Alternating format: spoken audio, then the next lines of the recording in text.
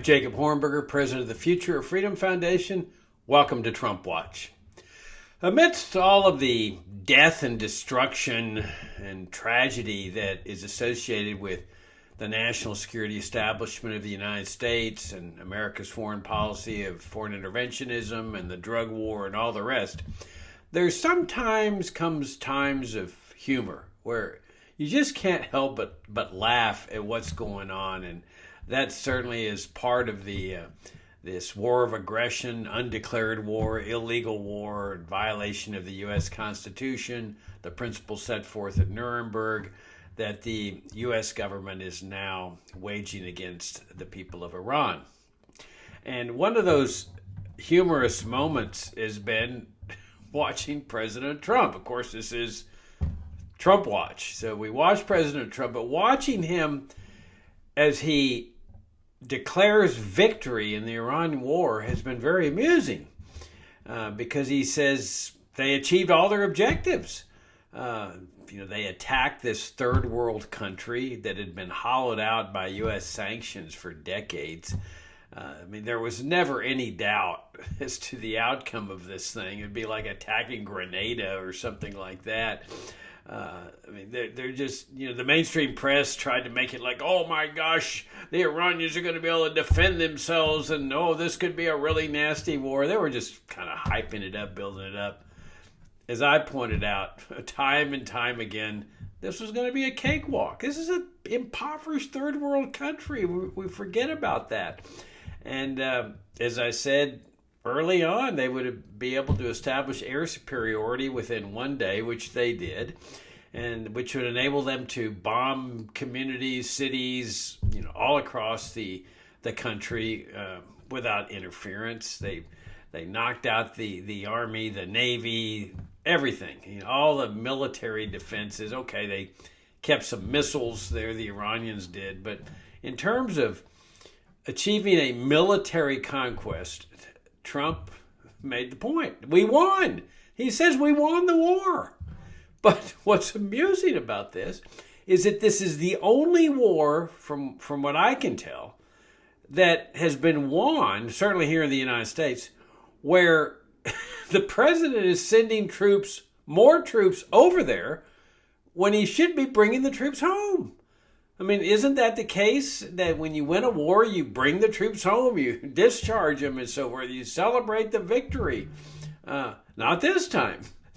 Trump says we won the war, but we need more troops. So I found that kind of humorous. And he said that they've achieved regime change. That was kind of funny. He says, we've already achieved regime change because we've assassinated or killed the leader of the country and the other leaders of the country, and then the second tier and possibly the third tier. So he's, he makes light of this. Says we don't even know who's in charge anymore because we've killed all their leaders. So he says we've achieved regime change. Well, but that's not exactly the regime change that he was talking about when he wanted to achieve regime change. Remember, he had about 10 different reasons as to why he was attacking Iran, and one of them was regime change. Well, regime change meant installing a government that would be pro-U.S., that would be a member of the empire, that would not resist the empire. Sort of like what we see in Venezuela. Here this corrupt foreign policy the U.S. is partnering, as I've pointed out before, with a communist, socialist, narco-terrorist regime, brutal regime, tyrannical regime. The U.S. said that for decades. That was the purpose of the sanctions, to get rid of that regime and put in the dissidents, the 80% of the population that opposes that tyrannical regime in Venezuela. But they didn't achieve regime change there, but they got a loyal member of the empire. The interim president, Delcy Rodriguez, is following orders. But their objective originally with the sanctions was for the Venezuelan people to rise up, oust the regime, take power, and become a loyal and obedient servant to the empire. But he's already achieved that. But Trump, that was what Trump was trying to do, is to get the dissidents in Iran when he said, rise up, Now's your opportunity to take control over the government. Never mind that they got massacred when they rose up, or at least in just peaceful protest. And they would have gotten massacred if they rose up against the government. This is a gun control nation, which is a valuable lesson for Americans. When they call for gun control in this country, it's important to keep in mind places like Venezuela and Iran, where people are not permitted to own guns. And then, therefore, when they get a tyrannical regime, they can't rise up. What are they going to rise up with? Sticks? Stones? Rocks? Against guns? Tanks? Airplanes? Bombers? Of course, there's those that say, oh, well, the U.S. government would never do anything bad to the American people, which would cause them to have to revolt.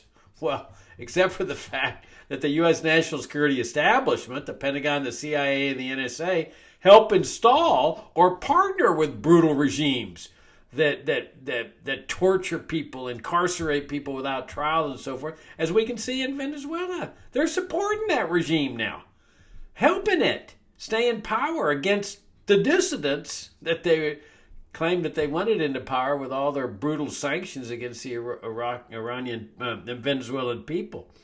Now, there's another humorous aspect of this. I couldn't help but laugh, but there's a columnist for the Washington Post named Mark Thiessen, and he wrote a piece about, staying the course, and, that Trump needs to stay the course, and that people shouldn't panic. Trump knows what he's doing, and so forth. But here's the part I found really funny. That Trump, as Thiessen points out, declared at the start of the war that there would be no deal with Iran. No deal with Iran, except unconditional surrender. Now, he's hearkening back to FDR. You see, Trump wants to go down in history as a great wartime president, while at the same time getting into the Peace Prize, into the Nobel Peace Prize. But he's already gotten the Nobel Peace Prize. That was what Maria Corina Machado did for him. She bestowed the Nobel Peace Prize on him, so he doesn't need the Nobel Peace Prize. He's already gotten it from her. Now, the question is whether he's going to change her name to his name. We don't know that, but we do know this. He likes to put his name on things. Like the Kennedy Center, the Trump Kennedy Center, and now that he's getting a gold coin with his picture on there, and then he's going to sign the dollar bills or some aspect of the paper money system, which is the first time, from what I understand, the president's ever done that while he's alive. And then he's got ships named after him and all kinds of things. I wouldn't be surprised if he took that Nobel Prize that Maria Corina Machado, the Venezuelan dissident, gave to him. And, that way he could be a formal recipient of the Nobel Prize. But here was Thiessen's kind of funny thing. He points out, no deal with Iran except unconditional surrender. And then Thiessen writes, Trump has now put a 15-point plan on the table that effectively sets the terms of that surrender.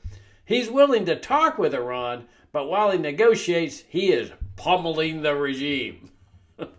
Well, Thiessen obviously does not understand what unconditional surrender means. With unconditional surrender, you don't submit a plan. Unconditional surrender says you will surrender with no conditions at all. Okay? You don't set forth a plan and say, here are your terms of surrender. It's unconditional, Mark. It's saying you have to surrender and accept whatever conditions that we impose on you. That's unconditional surrender. When you're submitting a plan, a 15-point plan, that's not unconditional surrender. And as a basis for talking or negotiating, no, that's not unconditional surrender. That's the opposite of unconditional surrender. That's conditional surrender. It's negotiating an end to the conflict. Now, of course, there's people saying that Trump is negotiating. Well, Trump's saying he's negotiating with the Iranians. Well, but the Iranian leaders are saying there's no such negotiation taking place. But Trump every day keeps saying, "Oh no, we're negotiating. We're working to strike a deal here. They're desperate to strike a deal." But the Iranians are saying, "No, there's no talk." So somebody's clearly lying here. Is it Trump that's lying? Is it the Iranians that are lying? Well, we don't know. It's impossible to know. But my opinion, it's just an opinion, is that it's more likely that Trump's lying. Now, why do I say that? Well, because the Iranians would be stupid to negotiate, because they have to know by now that when they negotiate, they're subject to being assassinated or attacked, killed. The negotiators too. Look, Trump has already set them up twice. The first time, several months ago, when he attacked their supposed nuclear facilities and said, we knocked it out. Well, if he knocked it out, then why are we having this war? But he had led them to believe that they were negotiating. And then all of a sudden, boom, surprise attack. And then you got another surprise attack here when they thought they were negotiating. In fact, the Israeli government and the Trump regime were ecstatic that they knocked out the president of the country and all the leaders at some meeting that was over the weekend before the Monday negotiating session that had been set. Well, okay, that trick works well once, maybe twice.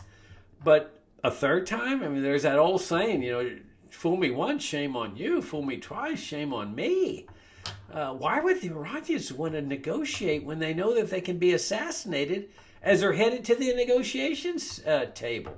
Or maybe even at the negotiation table, where some Iranian bomb explodes in their cell phone or their watch or something, or somebody walks up behind them and puts a bullet in the back of their neck.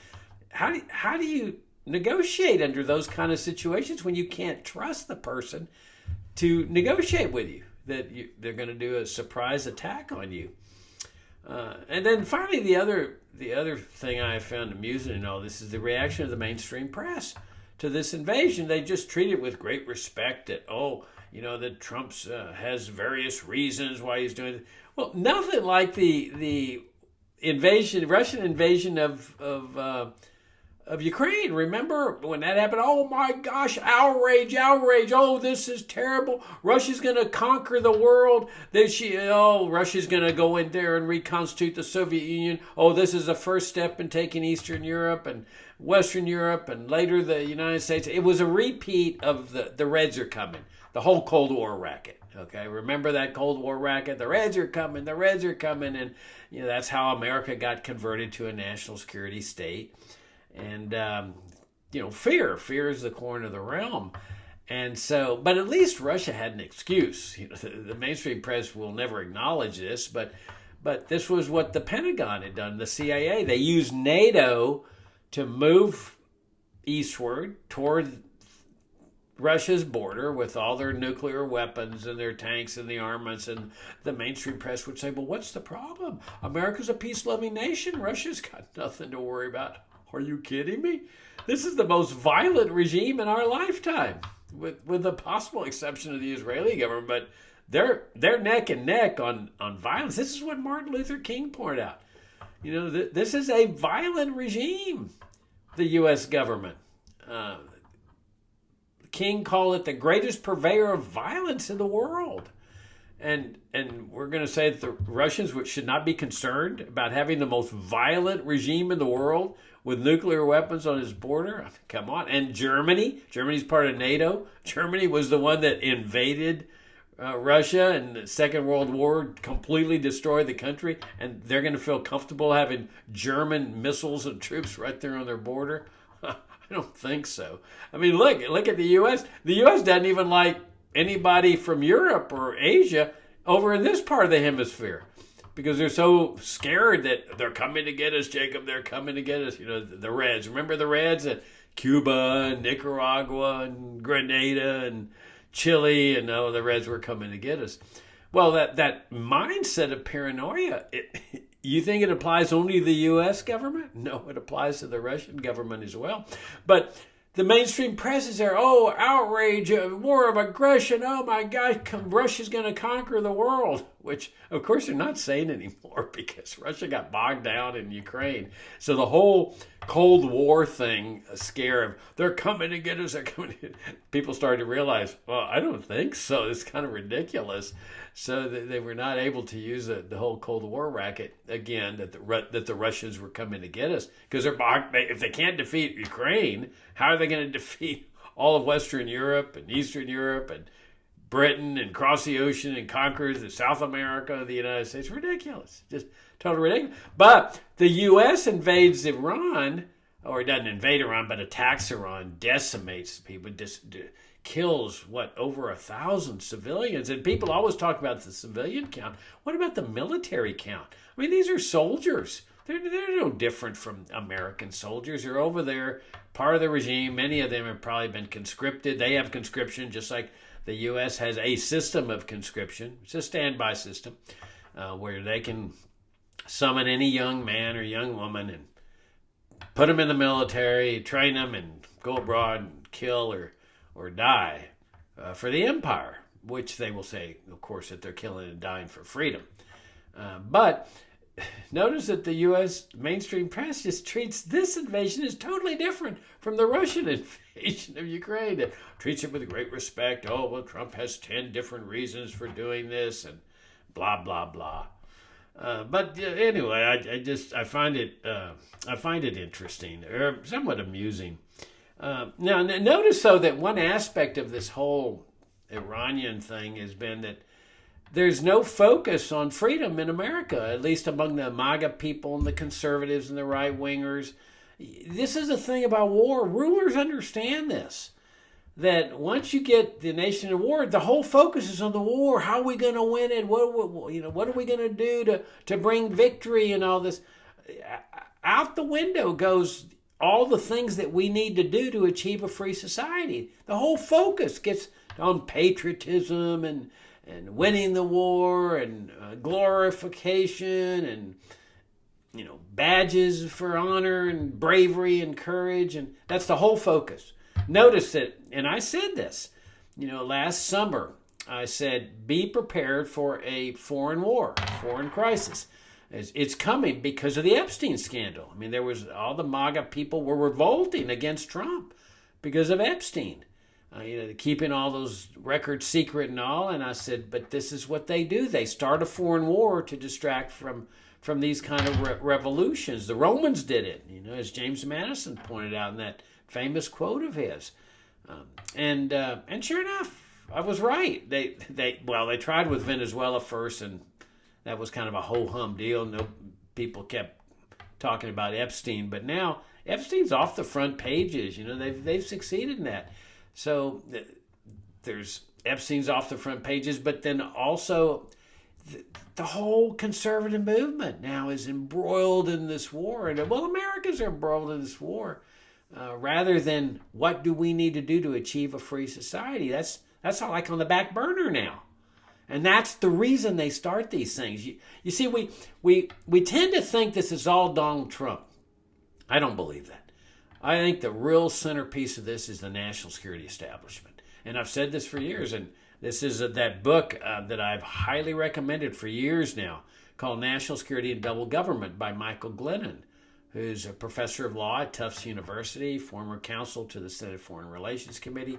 His thesis is very simple. It's one to which I subscribe, that in the power structures of the federal government, it is the national security branch of the government that is running the show.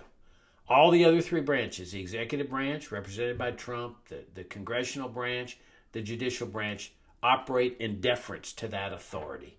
We're a national security state, like China is a national security state.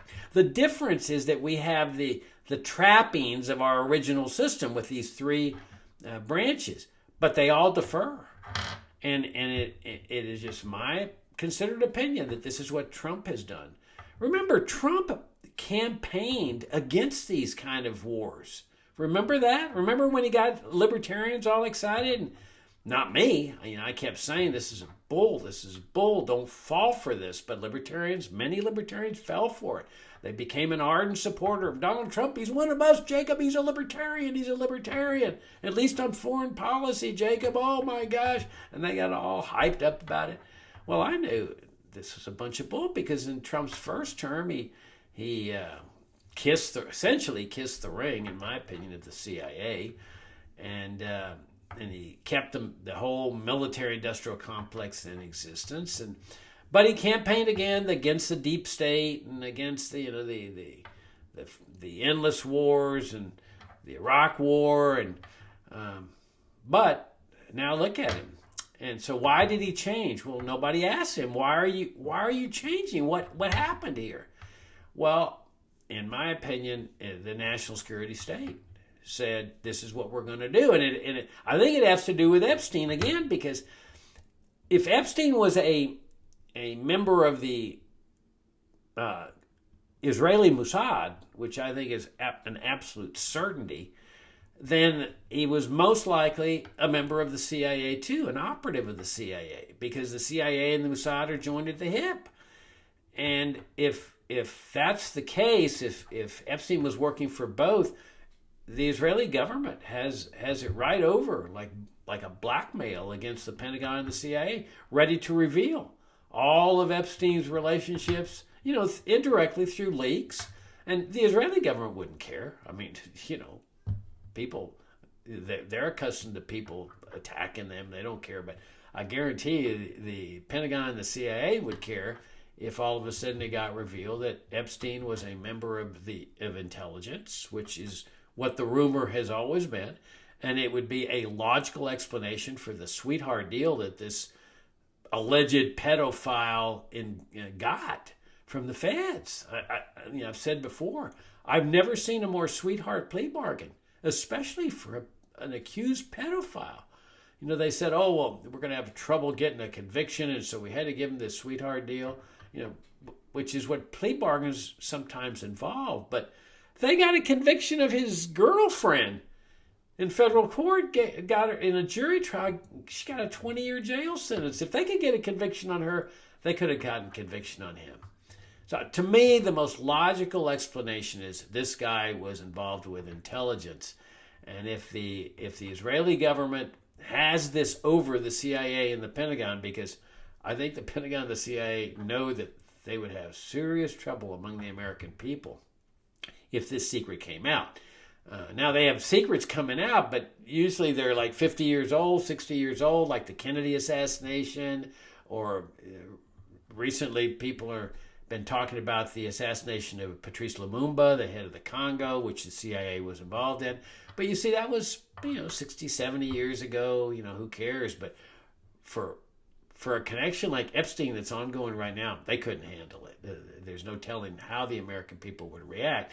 So if the Pentagon says we need this war to stir up people and make sure that people stop talking about freedom, start talking about winning, then that would explain it. And then they get on board by making Trump, in my opinion, an offer he can't refuse. And Trump knows you don't stand up against the national security establishment. Every president knows that. Every president knows what they did to Kennedy. Kennedy stood up against him and said, at the very end, he comes into office as a standard Cold Warrior, but he has a breakthrough, like many of us do with libertarianism, where there's just this breakthrough where you can see the rackets that the government's involved in, and that's what happened with Kennedy. And so he said, we're gonna end this Cold War racket. We're gonna have mutual coexistence with Cuba and the Soviet Union and China, with the communist world. Well, boy, that was terrifying to them. Oh no, he was pulling troops out of Vietnam. That breakthrough involved a whole new vision that was contradictory to the vision of the U.S. national security establishment. So there was a war, an absolute war between Kennedy and the national security establishment, no different from the war 10 years later between Salvador Allende, the democratically elected president of Chile, and the Chilean national security establishment. Well, the national security establishments in both countries, not surprisingly, won. They got rid of Kennedy. They got rid of Allende. And so no president's going to take on the national security establishment when it is hell-bent on doing something. And I think the national security establishment was hell-bent on creating this foreign war, whether in Venezuela, Iran, or somewhere else. Foreign crises. Keep people all stirred up. Keep them afraid. And it works. I mean, notice one of the big things that Republicans have always been concerned about is the out of control spending and debt. When do you see any talk about that? Well, you remember the Doge and all that stuff. Oh, we're going to cut spending, all this. Where are the cuts? Government spending is soaring through the roof. The debt is what, 38 trillion now? Nothing's changed. They reduce welfare spending over here, but then increase spending for ICE and all that tyrannical machine that supports America's socialist immigration control system. Or on the military, look at all these bombs and missiles and bullets that they're using up over there. They got to replace them. That costs money, big money. Those Tomahawk missiles and stuff. I mean, we're talking about a huge amount of money. They're even saying that they need $200 billion for the Iran war. Congress really ought to say no. But I don't think there's any doubt that Trump would figure out a way to spend the money anyway. National security, national emergency, or what have you. But notice nobody's talking about the fiscal problems because it's all war, war, war. I mean, this is one of the advantages of war. Now, another interesting aspect of this is that Trump's threatening to destroy their power plants, which the mainstream press, interestingly enough, is pointing out as a war crime. There's no question it's a war crime. In war, you can attack military targets, and sometimes there's targets that serve both civilian and military uses, like a bridge, something like that, or a factory that's producing both weaponry and consumer goods. But we're not talking about that here. They have devastated the military forces of Iran. So to destroy these power plants, it's attacking the civilian population. And interestingly enough, some of the mainstream press is pointing this out. But what they don't point out is that this is nothing new. This is what the U.S. government has been doing with sanctions, economic sanctions against the Iranian people, targeting them with death, just like knocking out the power plants, in the hopes of getting a regime change, that they would rise up, as Trump exhorted them to do, and take control and become a loyal member of the U.S. empire. But sanctions are a war because you're trying to kill people in the hopes of motivating them to stand up and oust their regime. It's no different from attacking those power plants. And let's not forget what happened in Iraq. At the first of the Iraq War, the second one, the Pentagon destroyed the whole water and sewage treatment plants. These were civilian targets. And they had done a study that this would help spread infectious illnesses, diseases. And they said, let's do it. I mean, it's just horrible. And then after the war, they let. This is in Iraq War I. I'm sorry. And then they had sanctions for the next 11 years, in the hopes that the Iranian people would rise up against Saddam Hussein. Same thing as in Iran, the sanctions were preventing the water and sewage treatment plants from being repaired, so people were dying in mass from infectious illnesses. Exactly what the Pentagon had said in the build-up to the destruction of the water and sewage treatment plants, which they then would not permit to be repaired. I mean, how is that not a war crime? It is a war crime, but sanctions in the eyes of the mainstream press and many Americans are different. Oh no, Jacob, that's not an act of war. Of course it's an act of war. You're trying to destroy the people of a country, kill them. Now, let me just mention briefly that, the price of gas has gone up because the Iranians are fighting in any way they can. They're an impoverished third world country, hollowed out by sanctions. So they fight back with this Strait of Hormuz thing. And it's fascinating because they've got Trump just all bamboozled. Trump doesn't know what to do. You can tell each day he comes up with a different thing. Oh, we've won. Oh, it's over. We're going to come home now. Oh, no, we need to stay. Oh, no, we're gonna go attack to get their nuclear materials. Oh, we're going to do this. Oh, we're going to do that. We're going to take over that island. And he just goes back and forth, and the Iranians have stymied him. And so the Americans are paying a price for this with increases in gasoline and other things. But notice something important. They're sort of like a reverse sanctions. Okay, they're making life uncomfortable for Americans. That's what sanctions do to countries over there. Americans are sort of getting the taste of their own medicine here. Now, it's nothing like what the U.S. did with sanctions against the Iranian people. It impoverished them.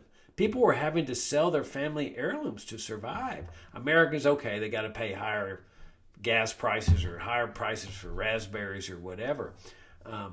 But imagine if all of a sudden Americans started getting impoverished. Businesses closing, factories closing, everything started constrained, and people had to start selling things in order to survive. That's what these sanctions do. Americans are getting a little taste. I look at this Strait of Hormuz thing as sort of a reverse sanctions on the American people, and that's the way they're fighting, and they're fighting back every way they can. Much to the consternation of Trump. Trump wanted him to become a Delcy Rodriguez like Venezuela, saying, oh, we'll do whatever you tell us to do. And, well, not everybody wants to be a member of the empire or a serf of the U.S. empire. But let me wrap it up by saying, notice where we are as a country today, though, that we're celebrating death. Oh, Jacob, we knocked out their ruler. We killed him. Oh, we killed the whole circle of rulers. We assassinated the second level. I mean, there's just, this celebration of death that's going on in this country. Not to mention the celebration of tyranny, like the whole immigration control thing, the immigration police state. And then, ironically, Russia has a ship filled with oil that the U.S. is permitting to go into Cuba, which is really weird because Trump said he was going to, not permit any oil in there. I don't know why he changed his mind. He could have, I don't think he would. Legally, he could block Russia. I mean, a blockade is an act of war, but he could threaten sanctions on them and, ostracism and all this, but he let the ship go in. I don't know what's going on here. Is Trump having a crisis of conscience? Is the Pentagon having a crisis of conscience? Are they scared of seeing mass numbers of Cubans dying? Which is exactly what would happen if the Cuban regime didn't capitulate. But notice something. Look at the picture. Here you have Russia saving people while the U.S. is celebrating death and destruction. I mean, there's people celebrating what's going on in Cuba with Trump. Oh, this is so great. The regime's going to fall. But what they're celebrating is the fall means people are dying in the populace because that's the necessary prerequisite for the regime to fall. So here America is celebrating death and destruction and tyranny while Russia has the image of coming in and saving people.